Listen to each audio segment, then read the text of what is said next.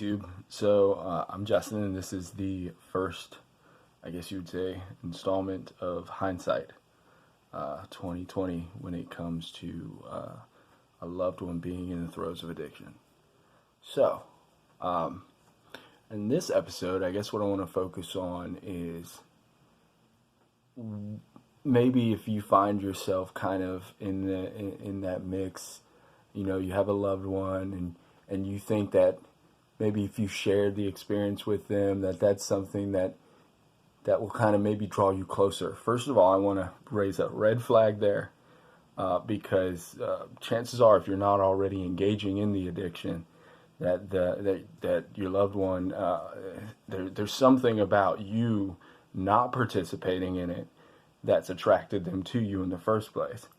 And then okay, so don't don't feel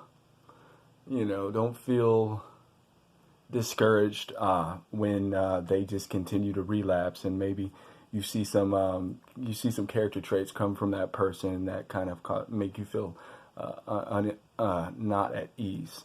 All right, but yeah, like I said, so we focus on okay, so say you want to reach out and you're trying to express some form of connection with this person because you're not making the wisest choices, and it seems like this person is kind of intentionally making it difficult for you to experience those things, and then maybe even on maybe you're even catching your loved one seems like they're saving for that experience to happen somewhere else, and then they disappear for a period of time. Well, again, just don't worry, be at ease, and just if you think about it and you look at it, you really look at it not in a state of high or in a state of emotional anxiousness. You just look at it, you can see that, and especially if your loved one's been on the street for a long period of time, and it's just like it's something that they know.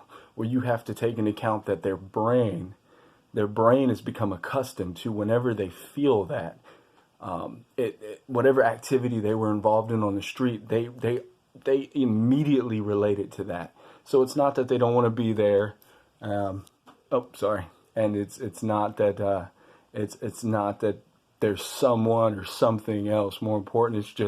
It's what they know. So the best thing for you to do is just to be the person that they fell in love with in the beginning, and don't take it personally, and don't continue to pursue that to make that connection, because the connection's not going to be there because you're fighting against time and experience, and these are two things that are really outside of your control.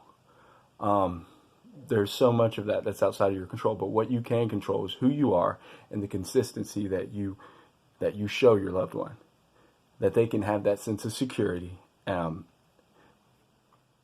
yeah, that's Hindsight 2020 for a loved one going through the throes of addiction.